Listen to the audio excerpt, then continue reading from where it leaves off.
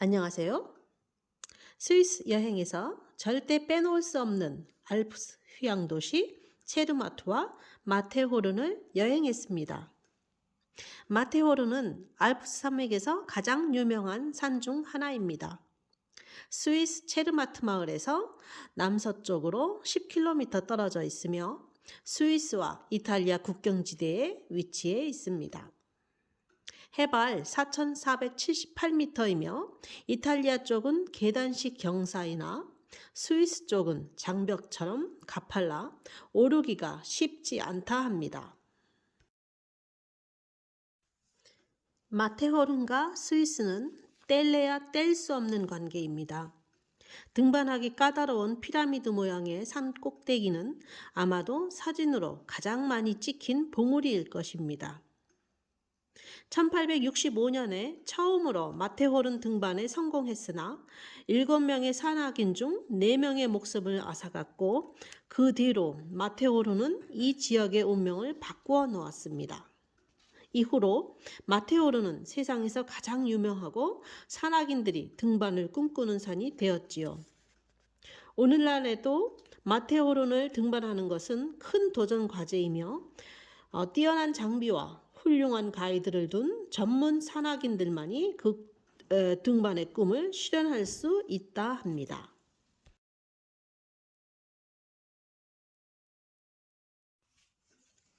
1865년 7월 14일에 영국인 탐험가 에드워드 윈퍼가 스위스 능선을 타고 처음으로 산 정상에 도달했다 합니다. 마테호른의 정상을 처음으로 전복했을 당시 그의 나이는 불과 25세였습니다.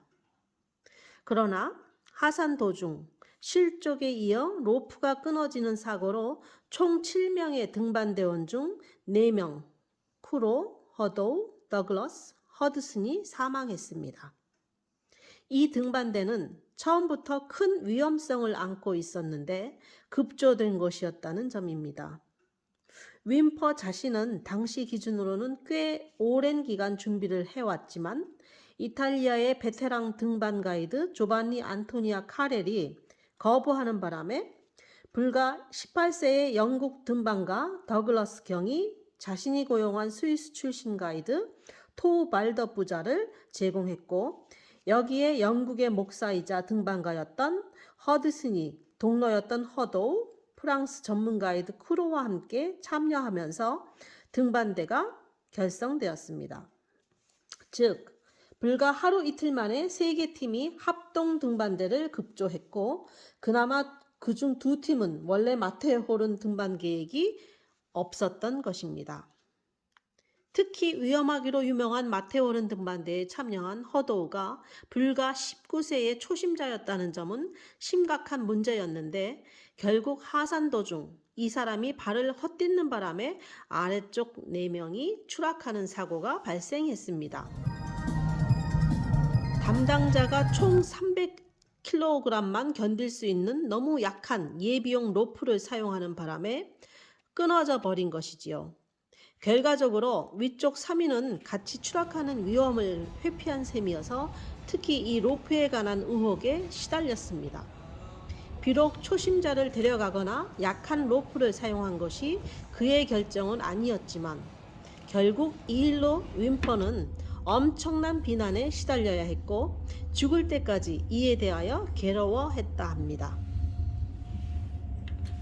첫 등반인 1865년부터 매년 8명에서 10명이 등반 사고로 사망한다 합니다.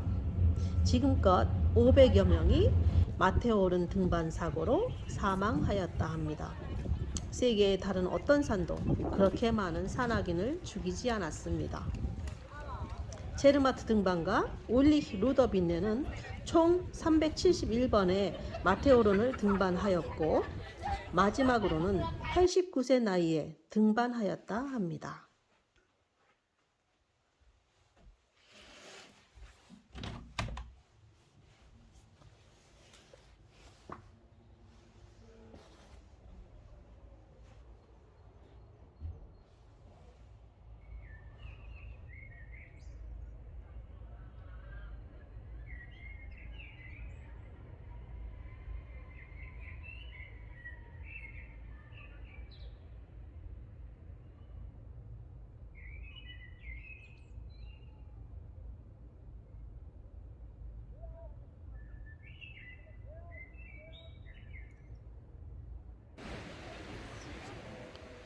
체르마트는 마테오른 발치에 자리 잡고 있는 6천여 명의 인구를 가진 작은 마을입니다.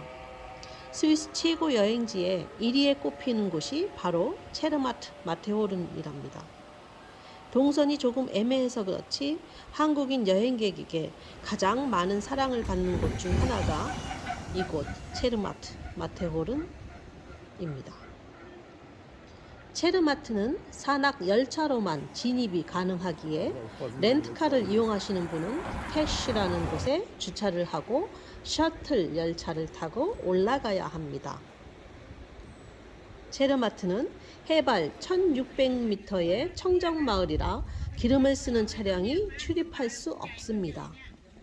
체르마트역에 내리면 조금 재미난 풍경을 볼 수 있는데 마차와 전기 택시입니다. 체르마트는 그리 크지 않아서 대부분 도보로 움직일 수 있지만 숙소에 따라 전기 택시를 이용해야 하는 경우가 생길 수 있습니다. 이런 모습을 보니 스위스의 공기는 더 깨끗할 것 같지 않나요? 체르마트는 융프라우와 다르게 마테호른을 올라가는 것이 아니라 반대편 산으로 갑니다. 반대편 산에서 우뚝 솟은 해발 4,402m의 마테호른 봉우리를 감상합니다. 저녁에는 일몰 시간에 맞춰 황금호른을 감상하기 위해 체르마트 마테호른 포토스팟에서 보는 것으로 결정했어요. 체르마트 기차역에서 체르마트 전망대까지는 대략 걸어서 15분 정도 소요되는데 가파른 계단을 올라가야 멋진 마테호른과 어둑해지며 불빛이 여기저기 반짝이는 체르마트 구도심을 볼 수 있습니다. 일교차가 심해서 옷을 단단히 입고 나왔지만 해질녘에는 그래도 너무나 추웠어요. 점점 주위에 중국 사람들이 넘쳐나기 시작했지만 꿋꿋하게 자리를 지키고 서 있었지요. 무척이나 아쉽게도 추위로 더 어두워지는 모습과 쏟아질 것 같은 무수한 별이 있는 체르마트는 보지 못하고 언젠가 밝게 빛나는 체르마트의 별들을 보기 위해 다시 한번 이곳을 찾아와야겠다는 다짐을 하며 호텔로 돌아왔습니다.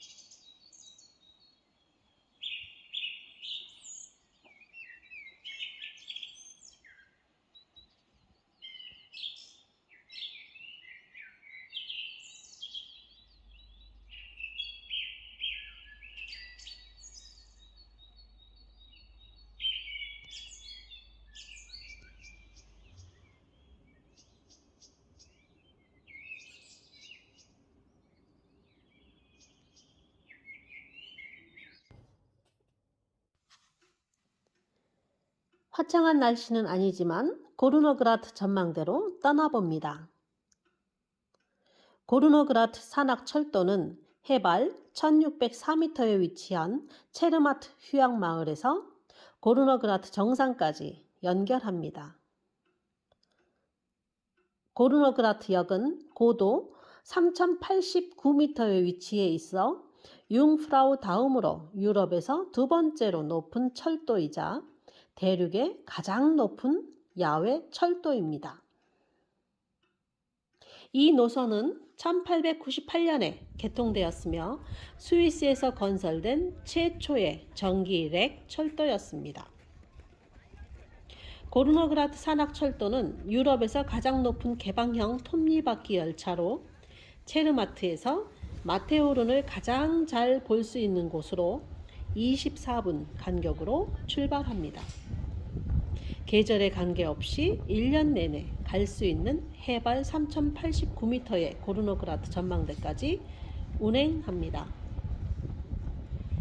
고르노그라트는 알프스의 4000m 이상의 봉우리 29개와 알프스에서 세 번째로 긴 고르노 빙하가 있어서 맑은 날에는 고르노그라트 라인 끝에서 가슴 벅찬 풍경과 마테호른이 보입니다. 고르노그라트 전망대에 도착을 했는데 아쉽게도 구름에 반쯤 가려진 마테호른 산을 마주했네요. 주변을 둘러보면 마테호른 말고도 빙하를 비롯해서 다른 산들도 볼 수 있는데요. 어딜 가나 경치가 참 대박입니다.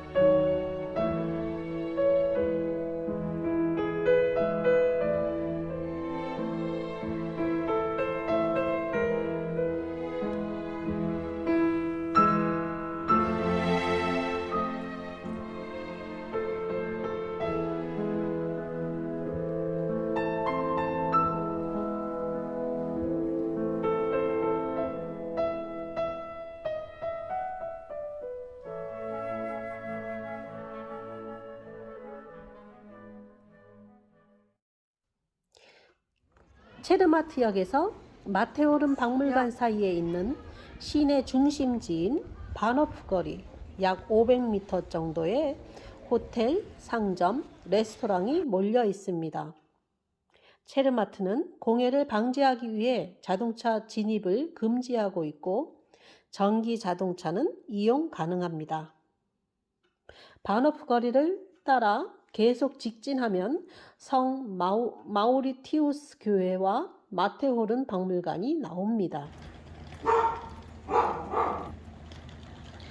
과거 알프스의 전통 양식으로 지어진 집들을 볼 수 있는데 체르마트의 세월이 흘러 검정색으로 된 나무집들은 대부분 15에서 19세기 사이에 지어진 집들입니다.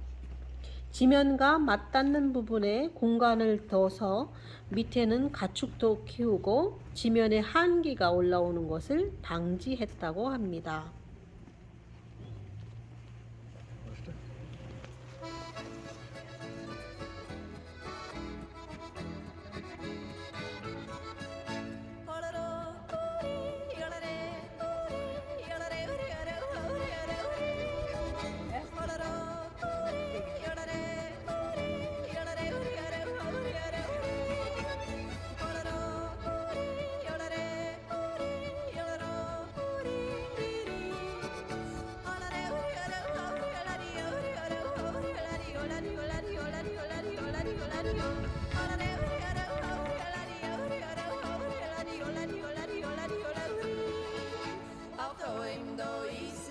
lustige Zeit, Holero, Huri, da gibt's kein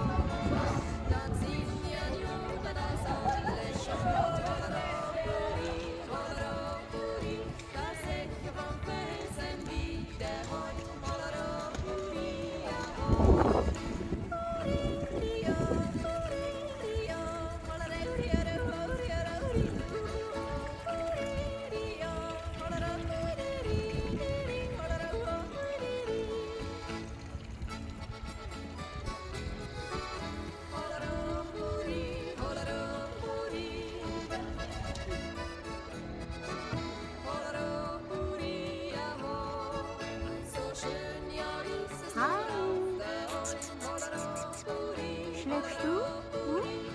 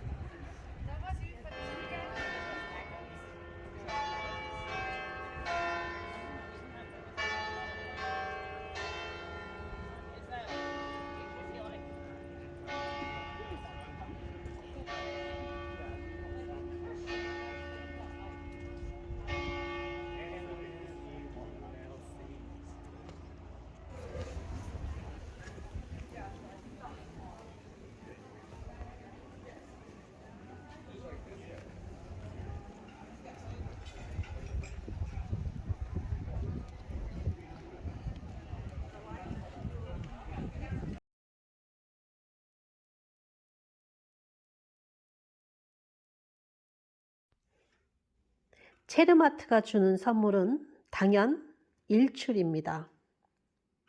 일기예보가 절 당황하게 한 새벽이었지요. 전혀 기대하지 않았던 마테호른 일출은 준비되지 않은 상태에서 호텔방 발코니에서 했어요. 카메라 삼각대를 준비할 시간도 없이 맨발로 발코니로 나가서 떨리는 손으로 천천히 황금빛으로 물들어가는 마테호른을 담았습니다.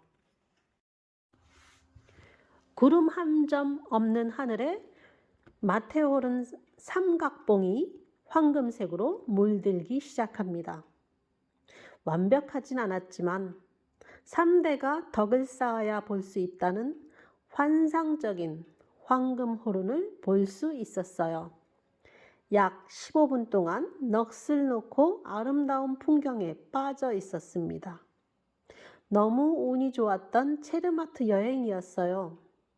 체르마트에 머무는 내내 조그만 구름들에 가려 제대로 볼 수 없었는데 마지막 날 이렇게 선물처럼 제 모습을 온전히 보여주니 아쉬움 없이 기분 좋게 떠날 수 있었습니다.